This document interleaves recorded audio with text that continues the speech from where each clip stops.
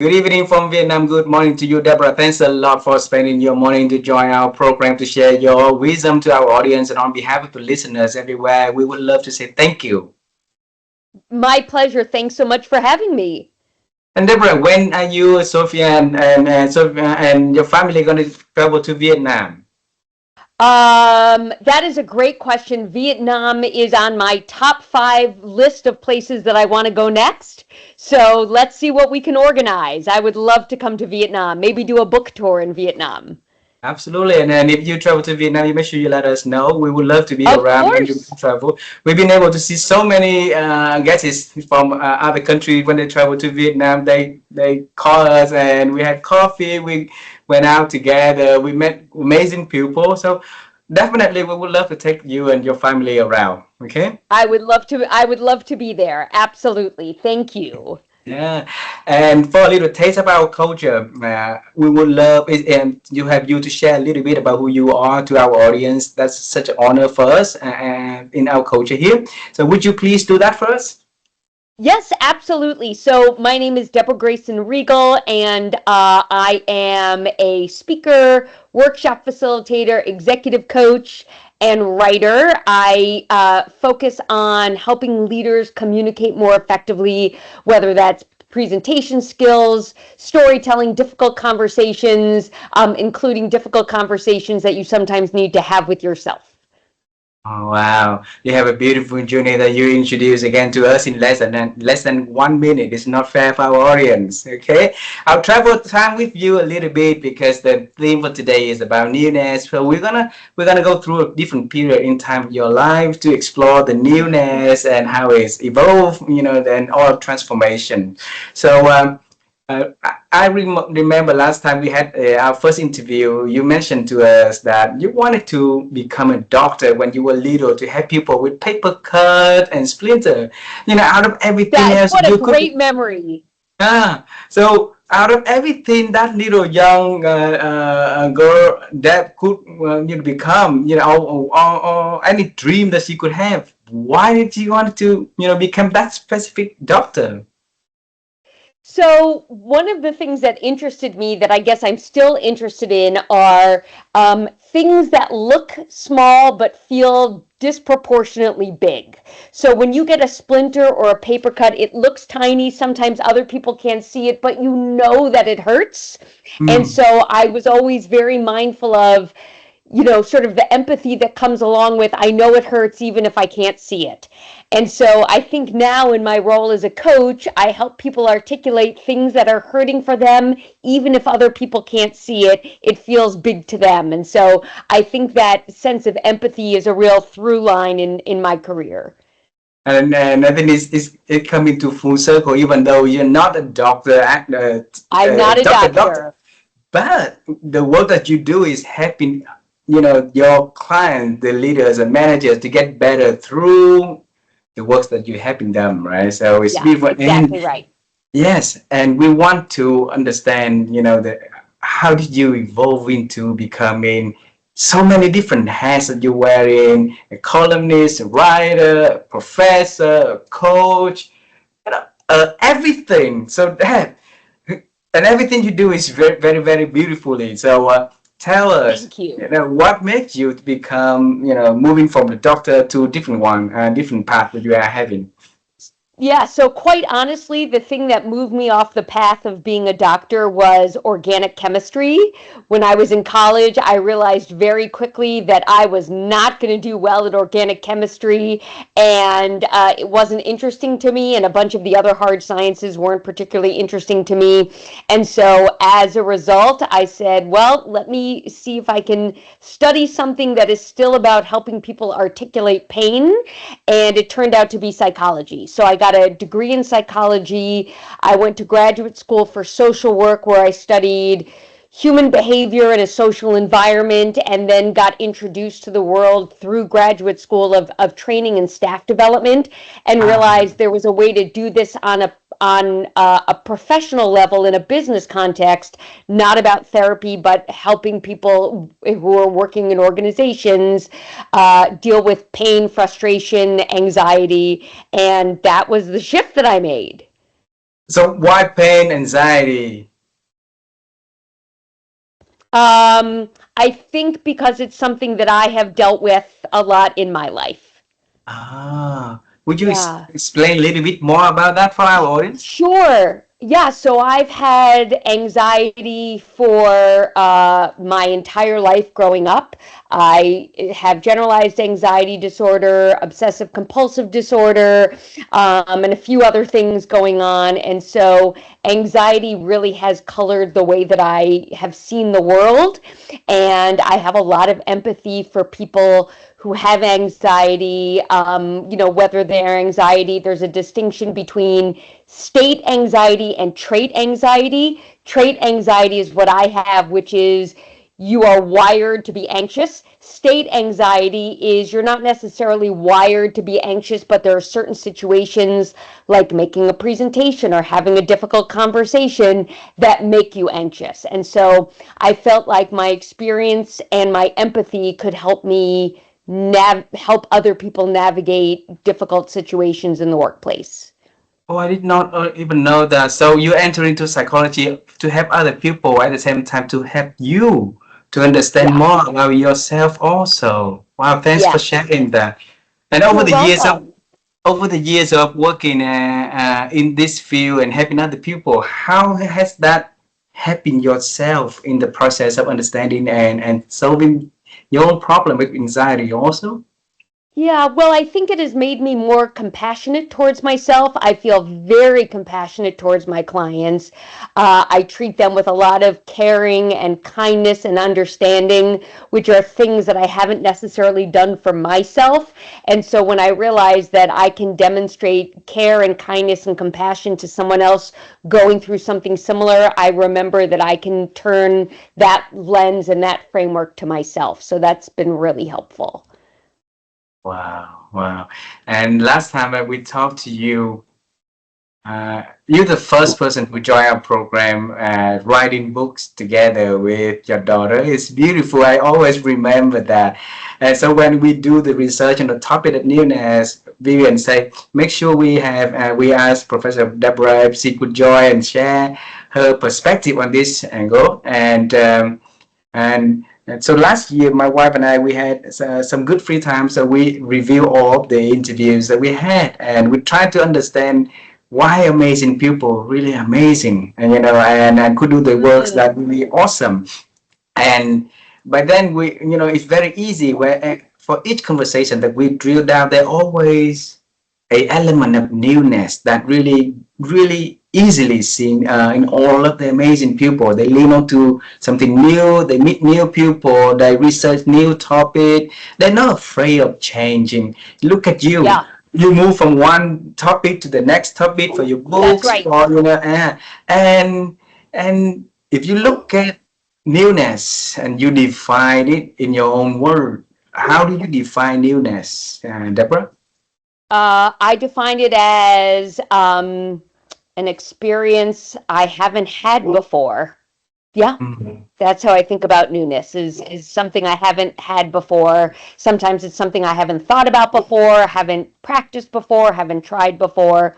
And newness can be a very scary thing, but I tend to have a very experimental mindset. So this is my 21st year in business, and I just consider that I'm running a series of small experiments every day, and I embrace newness. Wow. Uh, isn't it contradict in the way that you have some a history of being anxious about a lot of things in life, and Yeah. if you have that lens on, you have the lens of newness on, it sounds like it's hard for you to entering into newness, but for 20 something years you always have that experimental mindset of getting to something new and explore things. How did you do that?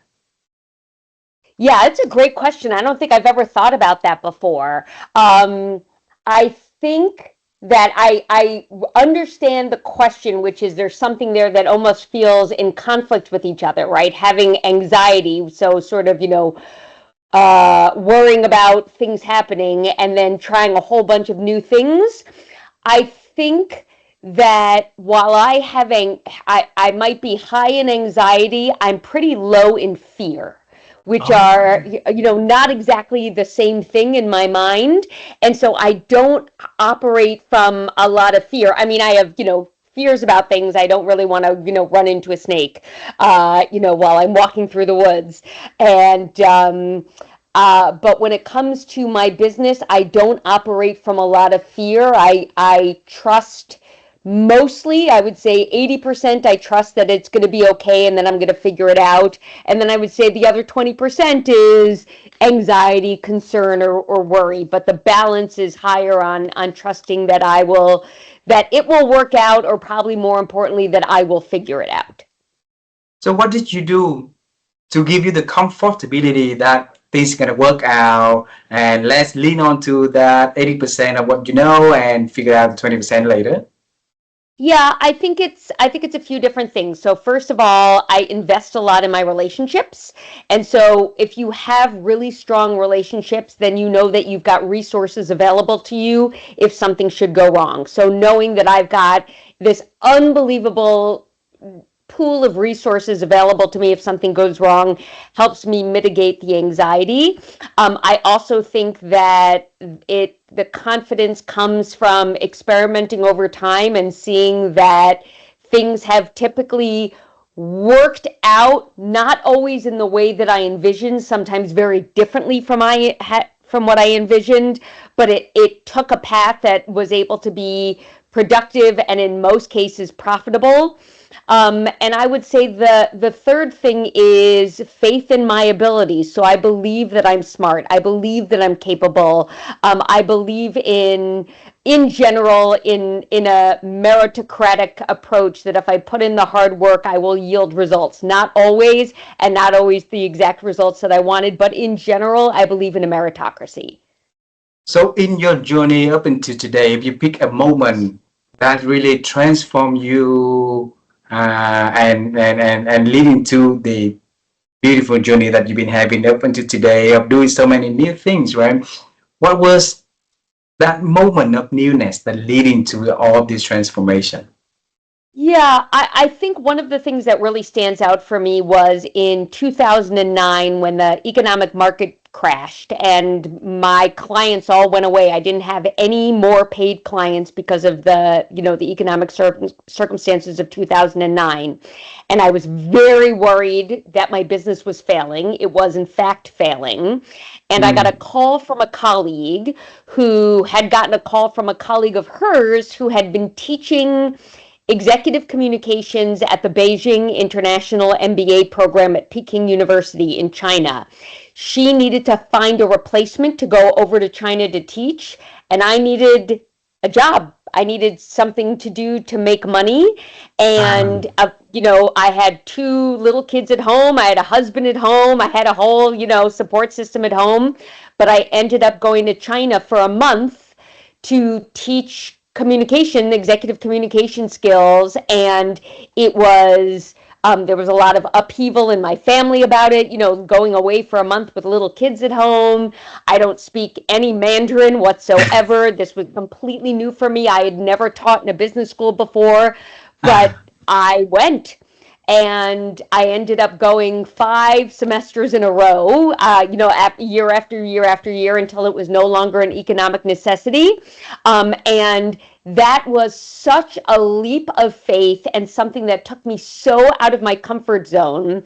And when I came back after my last time teaching there, I got a call from another colleague that Wharton, which is one of the top business schools in the world, was looking for new instructors. And in particular, they were looking for instructors who had experience teaching non-native English speakers how to present in English.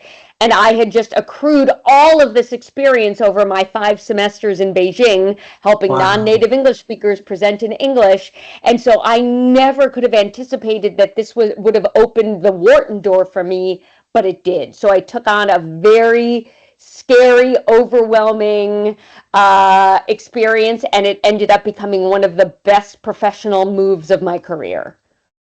Bring me to the day. So you came to China, to Beijing or Shanghai? Beijing? Beijing, yeah. Alrighty. So bring me to the moment that you landed at the Beijing International Airport. And you know that you Yeah, knew back then that you're going to be there for 1 month teaching, your family is home, your two yeah. young kids are home. Everything at home is like, even well taken care of, it misses you, right? So, uh, what went into your head at that moment, knowing your conditions, you're going to be there for a month and not Yeah. knowing anything going to be happening after that, right? So, Yeah. So give us. I think the first thought that I had in my head was I'm doing this for my family, right? I was also very clear that I was doing it to my family, right? I was leaving them, but I'm doing this for my family. I needed to make money, so I'm Mm, doing this for my family. I think my second mindset was this could be an adventure. Hopefully, this could be an adventure. My third mindset was I'm not doing this alone, so I had somebody else who was going to be teaching with me. And so that was going to be very helpful that I had a resource on the ground, somebody also from the United States who was going to be doing this with me. And I think another mindset that I bring, for better or for worse, is what I call the escape hatch mindset, which is if there is an emergency, I can leave. Right? ah, I was hoping that there would not be an emergency, but if I absolutely had to leave, I had the resources to get out of there. And so that is often a very helpful way for me to think about something, that if I have to reverse course, I can. and and with that three mindset that you had, and the escape had mindset, but it's nothing happening, and then every single day was a new day for you to explore something accumulated into your experience. What did your first trip teach you most about, the beauty of newness, and Uh, into the career of your life later? Yeah. will you ask me that question one more time? I asked about, by the end of the first semester, so the first 1 month, Mm-hmm. by the time Yes. you left Beijing and on the flight to America. So Yeah. how did that experience for that 1 month, had taught you to become, to the benefit of newness after that 1 month? Yeah, well, I was very, very proud of my self-sufficiency. I was proud of my ability to learn, my flexibility, the fact that it was hard work and a lot of fun, right? That was a really important combination. I was so proud of how my family at home handled this. That's a lot of work for my husband and a long time for my kids to be away from me. And so I think my predominant feeling was pride. Then you come back again the next semester. What made you come back for the next 4 semester consecutively? Yeah, yeah. So number one, it was a financial decision. Number two, it was really fun. Number three, I was able to bring people with me. So I brought a friend, I brought my cousins, I brought my husband, I brought my kids. And so every time I went, I brought my mother-in-law. So every time I went, I was able to bring someone with me. And that allowed me to experience it newly again, right? Seeing China through my friend's eyes or through my kids' eyes, I felt I got to have it be new again, which I loved. Oh, it's beautiful. The next trips that you came, you brought somebody with you to have that experience Yes. together. Wow. And by the time that Wharton looking for the program, looking for somebody who can teach, right? How did you feel for all of that 5 years, 5 consecutive semester, working in different Yeah. countries, now coming into, is that a matter of luck or is that a matter of hard work? What is that you define for that situation? It is that 5 semester experience is part of my identity now, right? I became somebody who works internationally. Having had that experience of going to a place, going to, a country as different as it can possibly be, felt very, very core to who I am as an experimenter, an adventurer, somebody who challenges themselves. It is a very big part of my personal and professional identity, that experience.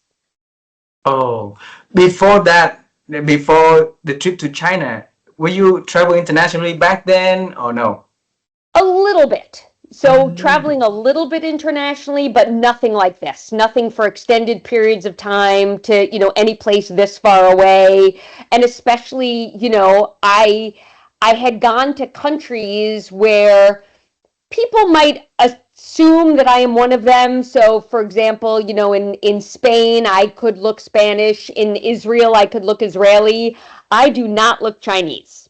And so I was someplace where I was very visibly different and very audibly different because I didn't speak the language. I learned, a little bit while I was there, but it's also the newness of it being so evident that you are not one of them. We build the newness framework, and the last two letters, the last two S, right? One of that is share your stories, and then the last one is shape into your future. So shape into your new identity, like you just say. After the 5 years of traveling, Yeah. it becomes a part of your identity. Yes. And that is hard because for years that you've been doing different things, and now for that you build a new version of Deborah, a new version of you're gonna serve internationally, you're gonna be known, Yes. across border. So what did you do in terms of stepping into your new self? I think it is now hardwired into me to look for experiences like that. I'm sort of always comparing what I'm taking on to, does this feel like teaching in China? So a little bit I'm chasing that high of what that experience felt like, and also knowing that I'm really capable of big stretches and big opportunities and big challenges. So is it completely new you then? Yeah, I think it was a completely new me as a Uh, result of it. Yes. and then how do you feel about the new version of you? Very proud. Very proud. So Very proud. the writings and all the coaching happened after that or what? Um, it all happened, let's see. No, I think some of it happened before and some of it happened after. Ah, wow. All Yeah. righty. Yeah. You mentioned one word in this conversation that my wife and I always love hearing is the word I think. Okay, Deb, Yeah. and in every conversation that we and I had, we always ask our experts to share their practice to thinking to with the hope that whoever listen to conversation like this will be able to listen, reflect, and take something out of this conversation to learn for themselves and apply. So, Deborah, how have you been expanding your ability to think? I want to think about that for a minute. Wow. I've been expanding my ability to think by being conscious of my mindsets and of how my mindsets impact my emotions and impact my behaviors. I I I think one of the things that really expanded my thinking was that our family moved. We relocated from New York, where we lived for decades and decades and generations and generations. I mean, my husband and I both come from generations of New Yorkers. And so moving from New York to North Carolina completely changed the environment in which we live. And when you live in a completely new environment, you have to change the way you think or you're going to be stuck and you're going to be miserable. Mm. And recognizing that now at age 54, I'm moving into a new chapter in my life as I think about the role of work maybe taking up a little less space in my life and other things taking up more space. And that requires me to rewire my brain yet again. Wow. And Now we're going to talk about your book, your newest one. Okay. Okay. Yes. Because that also another topic of new thing that coming along the horizon that you share this time. So the book is Aim High and Bounce Back, right? It's about Yes. failure. So why failures? So I why failure? So I spent my teenage years, my young years and my teenage years fearing failure. I was, as I mentioned earlier, I had, grew up with incredible anxiety. I was always fearing getting anything less than an A or 100 or great feedback from a teacher. I did competitive speech and debate, and I feared anything other than winning first place. And that anxiety was really, really painful. The fear of failure was really paralyzing in many ways. And I realized that as I got older and accrued more experiences with things that felt like failures, even though inevitably things worked out, they felt like failures, and I was able to tolerate them more. They were more manageable for me, and the more failures that I had, the more I was able to see them as a natural part of having an experimental approach to work and life. But I realized that there are plenty of adults, and the book is written specifically by women for women who have a Mm. much different relationship with failure than men do. So women tend to personalize it more, catastrophize more, ruminate more. And I know that there are a lot of grown women who feel like how I felt when I was a teenager, which is terrified of any possible failure.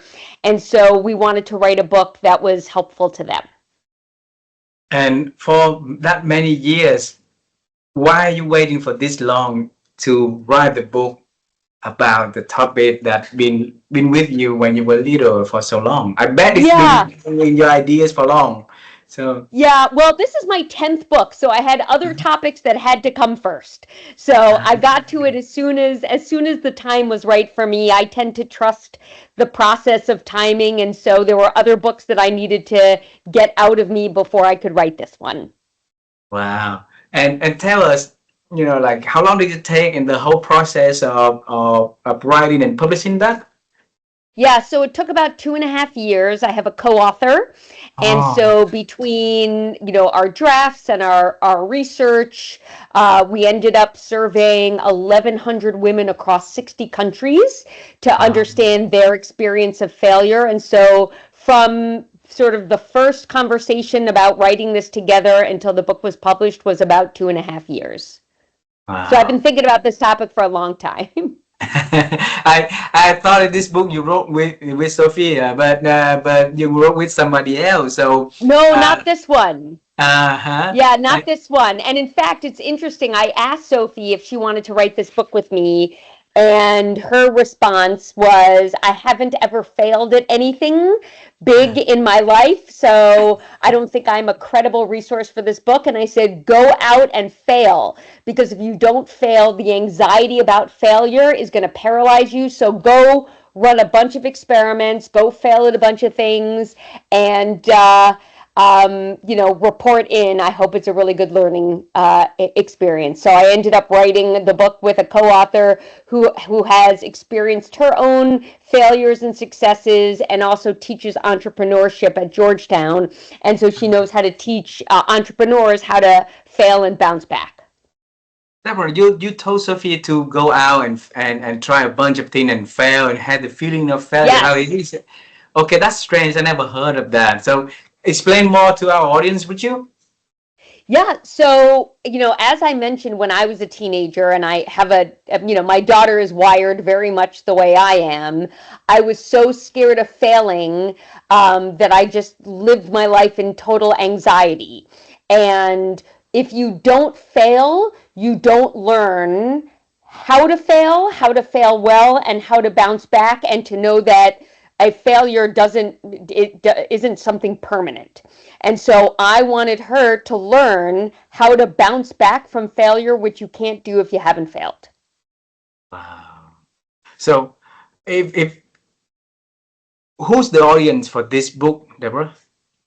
So the book is, it's interesting. Our intended audience was to have it be for women, women of any age, but, 30s, 40s, 50s, 60s, stuff like that. And, the book's only been out a couple of weeks, but the number one piece of feedback that I'm getting is readers who say, I am buying a copy for my daughter. So we are finding that people want their young women, their teenagers, their daughters in their 20s to read this book because they're recognizing that as moms or grandmas, that they had such a fraught relationship with failure, perfectionism, procrastination, that they realize that they may have passed down some of those beliefs and behaviors to their kids, and they want their daughters to have a very different relationship with this topic. If you would give this book to one person in your life to read and to really, leave the principle that you share in this book, who's that person is going to be? I would give it to my 13-year-old self. Okay, now. Yeah. Bring me travel time to meet your 13 years old self. Yeah. What happened at that age that out of many people you met in your life, now you want to give that book for that little girl? Yeah. So that young woman was such a perfectionist, was in physical pain from anxiety taking over her body, would spend her nights up crying because she hadn't studied enough for a test. Her paper wasn't perfect enough. She had to redraft something to get it from an A to an A plus. She could hardly breathe because of the anxiety, and I would want her to have a very, very different relationship with understanding that it is okay not to be perfect. It's okay to get it wrong, that it isn't going to be on your permanent record for the rest of your life if you don't do something perfectly. I would want her to lower her shoulders from her ears and just breathe a little bit and have some perspective. That's why your first feedback is like parents buying it for their daughters. Isn't it beautiful? If we can intervene and show them a different way of thinking, of living, right? The last question for this conversation. Okay. Sure. Yeah. If you can pick one chapter in the book to share with our audience so that we can learn with you and celebrate with you, and then the book, what is that topic, Deborah? Yeah, I think if I were going to pick any part of the book, the thing that I've gotten a lot of feedback about is that failure is not one size fits all. We actually talk about 5 different kinds of failure in the book. So concrete failure, circumstantial failure, identity failure, paralysis failure, and perceived failure. And we have heard from so many people that recognizing that it's not just failure, but there are all these different nuances around failure that can then help us figure out the nuances of how to bounce back. That would be the chapter I would recommend. Wow. And the last question, I'm trying to pull my head together to ask you the last question. I think we are facing with a lot of change that beyond our imagination, with AI, with quantum computing, with a lot of things on the horizon. And all of that, the experience, the failures, that may not be something that any of us might experience before, right? So how would this book will help the pupil to come into the unknown and maybe embrace unforeseeable failures and bounce back? That part of bouncing back is important. So that, would you please explain more on that for us? Yeah, so I think the key takeaway from the book is that failure is a necessary ingredient to success, but only if you learn how to bounce back from failure successfully. So understanding that when we have a failure, We need to grieve what we've lost, lost expectations, lost hopes, lost identity, that we need to gather the resources that we have around us, the people that we count on, gather helpful mindsets, gather helpful perspectives, and that then we need to go again with these new lessons behind us, and not overthink it, but get back into, get back on the court, go down the water slide, just start moving. Wonderful. I say that we have two last questions, but I forgot that I promised my wife to ask a bizarre question for every conversation. Yes, go ahead. Yeah. So I just want to know how a day for Deborah looks like. Well, today is a perfect day. So I got up early. I just came back from London, so I'm a little jet lagged, but I got up early. I hung out with my dog. I did some New York Times crossword puzzles. I watched the news. When we get off today, I'm going to go have a workout with my trainer. And then I've got 3 big webinars this week, so I'm going to prepare for those big webinars. And I have some coaching calls today. And then, for a really good day, I'll be in pajamas by 5 o'clock and relax with my husband for the rest of the evening. Beautiful, beautiful. Deborah, thank you so much for my pleasure. Spending time to join us. I would love to give you that 13 years old Deborah a hug if I could travel time, but instead I'm looking forward for the opportunity for us to meet in person. I'm gonna give everyone from your family a big hugs and show you around our beautiful country. Okay? Thank you so much for your time. I appreciate it. Thank you very much. Have a beautiful day. Say hello to your family first. Thank you very much for everything that you do to help other people. Okay, bye-bye. Thanks. Bye-bye.